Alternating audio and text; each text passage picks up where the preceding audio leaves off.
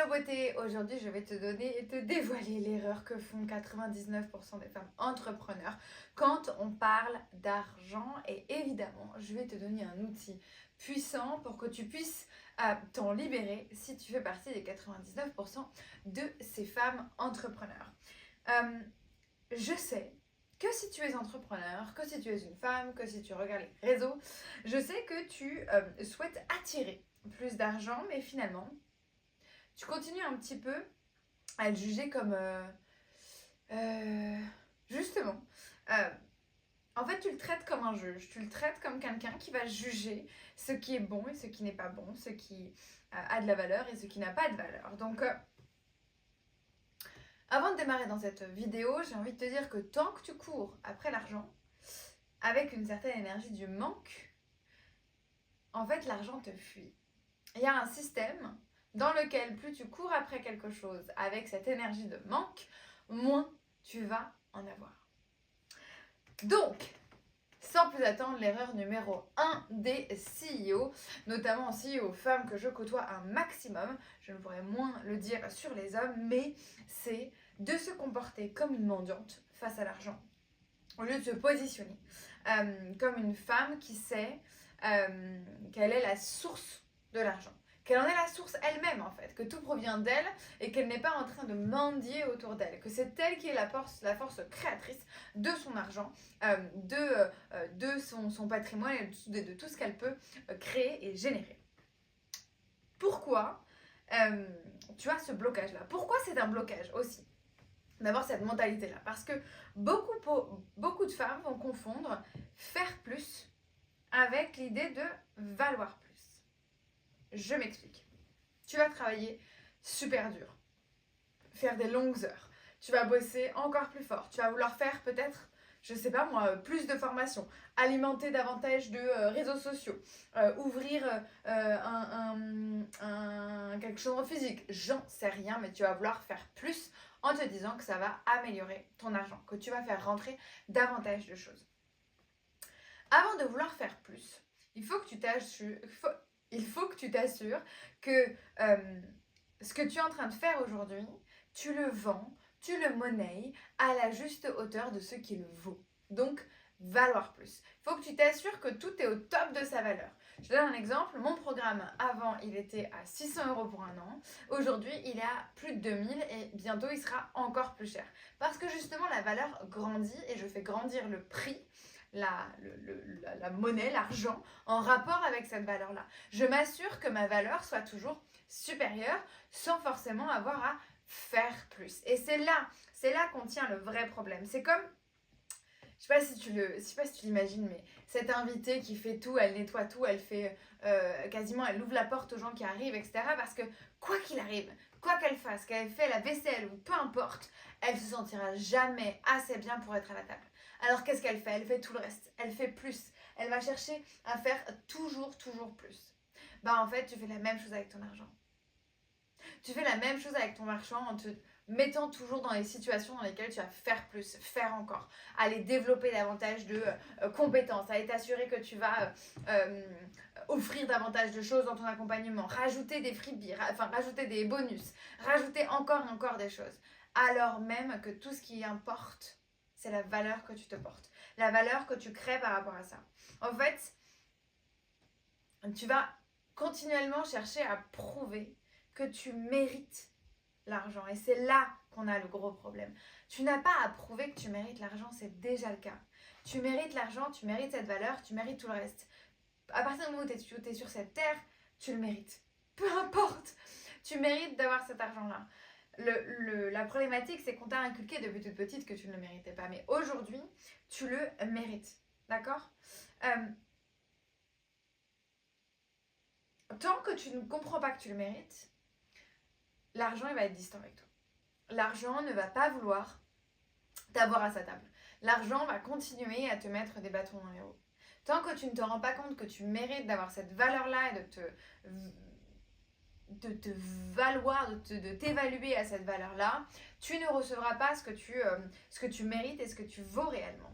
Pourquoi? Parce que c'est pas l'extérieur qui doit valider et qui doit prouver que tu es assez et que tu mérites. C'est toi qui dois te rendre compte que tu es assez et que tu mérites. Et c'est à toi-même que tu dois prouver que tu mérites, que tu es assez, que ta valeur doit être augmentée, peut-être que tu dois augmenter tes prix. C'est à toi que tu dois prouver ça.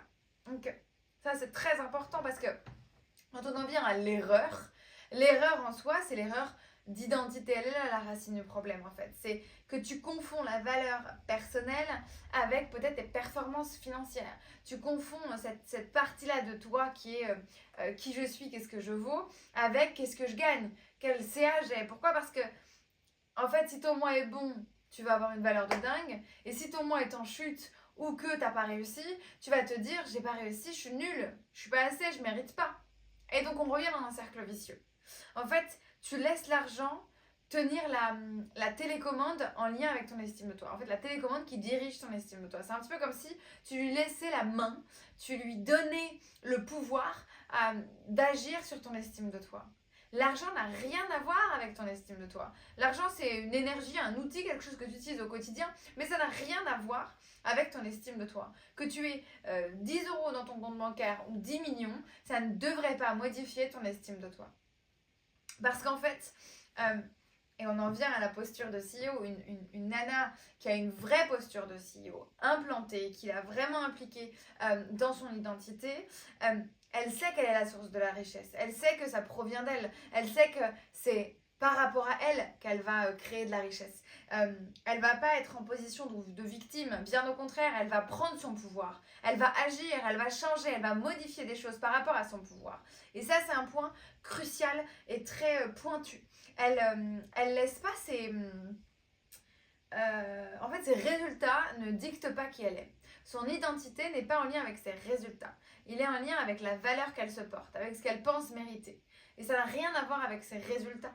Bien au contraire, ça a à voir avec les actions qu'elle va mettre en place, qui sont des actions alignées avec sa vision, avec ses objectifs, qui lui permettent d'aller un cran plus loin, même si des fois elle ne s'en rend pas compte, elle sait pertinemment pourquoi elle a pris cette action-là, pourquoi elle est passée à l'action sur ce point-là précisément. Parce que une CEO dans son plein pouvoir, elle ne quémande pas. On en revient à la notion de mendiante.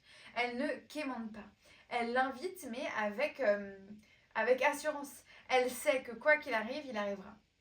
Elle sait que quoi qu'il se passe, elle va réussir à l'attirer parce que elle le mérite, parce que elle fait les actions alignées et parce que elle incarne cette version d'elle qui génère cet argent-là. Parce qu'elle est OK avec la notion de générer, parce qu'elle a vérifié ses chiffres en lien avec cette vision-là et ce chiffre qu'elle souhaite. En fait, c'est tout cet écosystème autour de son identité et de qui elle est qui vraiment l'alimente vers quelque chose de positif, de puissant et d'incarner en fait dans son quotidien. Elle incarne cette nouvelle fréquence autour de l'argent. Elle voit l'argent comme un partenaire en fait, comme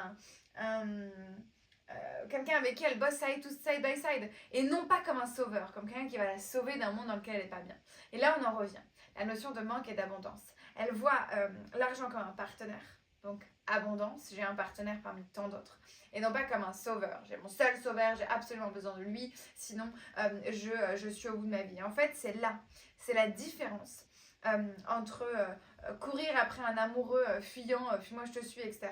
versus incarner l'énergie de la femme qui sait qu'elle est choisie, qui sait que c'est parce qu'elle a été choisie qu'elle reste, et non pas parce qu'il fuit qu'elle reste. Je sais pas si tu vois la nuance, je sais pas si tu vois cette métaphore, mais moi elle me parle énormément avec la notion d'amour. Aimer quelqu'un parce qu'il te fuit, c'est parce que tu es en manque et que tu as peur de le perdre. Aimer quelqu'un parce qu'il t'a choisi, parce qu'il y a un vrai lien, parce que ça a été fait par une intention forte et belle et importante, ça, c'est clairement ultra puissant. Donc, je vais te donner, tu me connais depuis, je vais te donner un exercice pratique à faire pour améliorer ta relation à l'argent et incarner davantage cette identité de femme CEO qui est complètement à l'aise avec l'argent et qui va complètement modifier la manière dont elle attire l'argent et sa relation avec l'argent. Pour reprogrammer ta relation, je vais te demander de commencer par l'observer. Par observer les mots que tu te dis, les phrases que tu te dis autour de l'argent. Observer ce que les gens autour de toi le disent, ce que tu ressens quand tu parles d'argent.